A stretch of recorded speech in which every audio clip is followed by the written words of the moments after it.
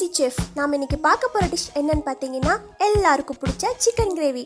ஆமாங்க, நம்ம இன்னைக்கு சிக்கன் வச்சு தான் கிரேவி பண்ண போகிறோம். வாங்க இதுக்கு தேவையான பொருள் என்னன்னு பார்க்கலாம். வீடியோக்குள்ளே போகிறதுக்கு முன்னாடி இந்த சேனல் நீங்கள் சப்ஸ்கிரைப் பண்ணாமல் இருக்கீங்களா?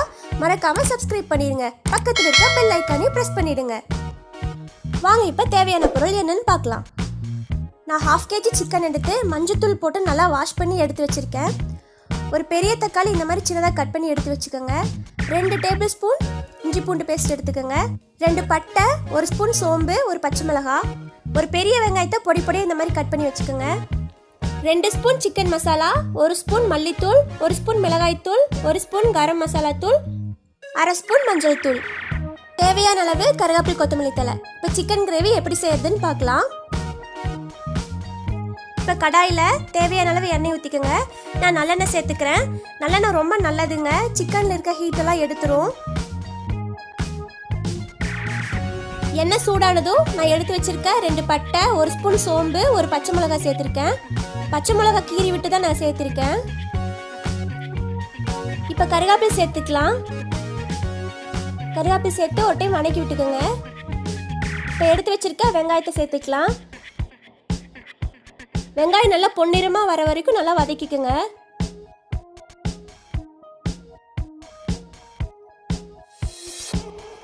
வெங்காயம் ஓரளவு வதங்கிருச்சு. இப்போ நான் இஞ்சி பூண்டு பேஸ்ட் 1 ஸ்பூன் சேர்த்துக்கிறேன். இஞ்சி பூண்டு பேஸ்ட் நல்லா பச்சை வாசம் போகிற வரைக்கும் நல்லா வதக்கிக்கோங்க. எண்ணெயிலே இந்த மாதிரி வதக்கிக்கோங்க. பாருங்க, இஞ்சி பூண்டு பேஸ்ட் நல்லா பச்சை வாசலாம் போயிடுச்சு. இப்போ நான் தக்காளி ஆட் பண்ணிக்கிறேன். தக்காளி நல்லா மசியணும், அது வரைக்கும் வேக விடுங்க. தக்காளி சீக்கிரம் வேகிறதுக்கு நான் கொஞ்சம் உப்பு சேர்த்துக்கிறேன். உப்பு சேர்த்து தக்காளி வேகிற வரைக்கும் வதக்கிக்குங்க. பாருங்க, தக்காளி நல்லா வெந்துருச்சு. இந்த ஸ்டேஜில் நான் எடுத்து வச்சிருக்க 1/2 kg சிக்கன் ஆட் பண்ணிக்கிறேன். சிக்கன் எண்ணெயிலேயே நல்லா வதக்கிக்குங்க. தக்காளி இஞ்சி பூண்டு பேஸ்ட் எல்லாம் சிக்கன் ஃபுல்லாக ஸ்ப்ரெட் ஆகிற வரைக்கும் நல்லா வதக்கிக்குங்க. பாருங்க, ஃபுல்லாக ஸ்ப்ரெட் ஆயிடுச்சு. இப்போ நான் எடுத்து வச்சிருக்க மசாலா பொருட்கள்லாம் ஆட் பண்ணிக்கிறேன். சிக்கன் மசாலா, கரம் மசாலா, மிளகாய்த்தூள், மல்லித்தூள், மஞ்சள் தூள் இதெல்லாம் இதில் ஆட் பண்ணிக்கலாம். ஆட் பண்ணி மசாலாலாம் சிக்கனை நல்லா ஸ்ப்ரெட் ஆகிற வரைக்கும் நல்லா வதக்கி விட்டுக்குங்க. பாருங்க, இந்த மாதிரி நல்லா வதக்கி விட்டுக்குங்க. பாருங்க, மசாலாலாம் நல்லா ஸ்ப்ரெட் ஆயிடுச்சு. பார்க்கவே சூப்பராக இருக்குது. இப்போ நீங்கள் அடுப்பை லோ ஃப்ளேமில் வச்சு ஒரு 10 மினிட்ஸ் சிக்கன் நல்லா வேகிற வரைக்கும் எண்ணெயிலே வதக்கி விட்டுக்குங்க.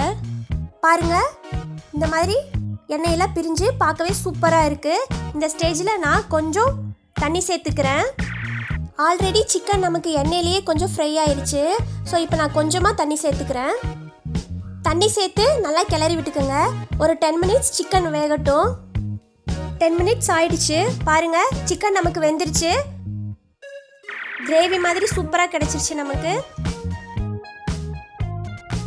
இந்த ஸ்டேஜில் நான் கொத்தமல்லி தழை தூவி ஒரு டைம் நல்லா கிளறி விட்டுக்கிறேன்.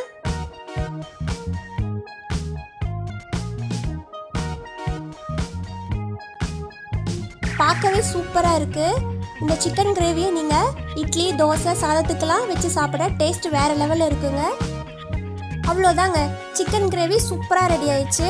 நம்ம எண்ணெயிலேயே வதக்குனதுனால கொஞ்சம் கிறிஸ்பியாகவும் வந்திருக்கு. கிரேவியும் செம்ம டேஸ்ட்டாக இருக்குது. இந்த சிக்கன் கிரேவி உங்கள் வீட்டில் செஞ்சு பாருங்கள், கண்டிப்பாக எல்லாருக்கும் பிடிக்கும். வீட்டில் செஞ்சு பார்த்துட்டு எப்படி இருந்துச்சுன்ட்டு கமெண்ட்டில் சொல்லுங்கள். உங்களுக்கு இந்த சேனல் பிடிச்சிருந்துச்சுன்னா லைக் பண்ணுங்கள், ஷேர் பண்ணுங்கள், கமெண்ட் பண்ணுங்கள். மறக்காமல் சப்ஸ்கிரைப் பண்ணுங்கள். பக்கத்தில் இருக்க பெல் ஐக்கானையும் ப்ரெஸ் பண்ணுங்கள். தேங்க்யூ ஃபார் வாட்சிங்.